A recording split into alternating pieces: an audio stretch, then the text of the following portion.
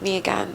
Something I'm very passionate about as it relates to sex ed, as it relates to teaching sex ed through an intersectionality framework, is talking about substance use and how that relates to a lot of the experiences within the queer community, how that relates to a lot of experiences within the Black community and like other racialized communities.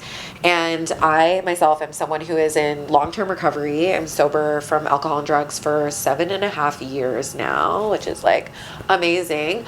But to kind of tie it back to that dyke story, I grew up with a lot of homophobia, both within my immediate family as well as in my like external family. I grew up listening to hip hop. Like there were so many influences that told me that being queer was like gross, bad, wrong.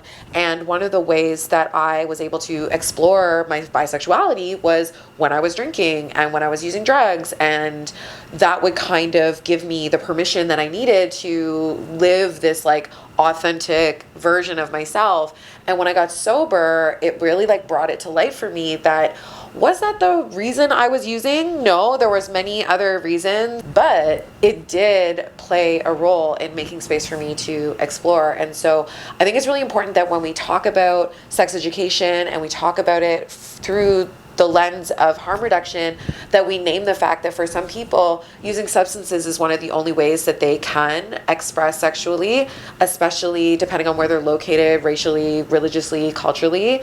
And just naming the fact that there are ways to do that in safer ways and to maybe get to the root causes of why. And that can kind of invite a more sustainable relationship with substances, whether that is none at all.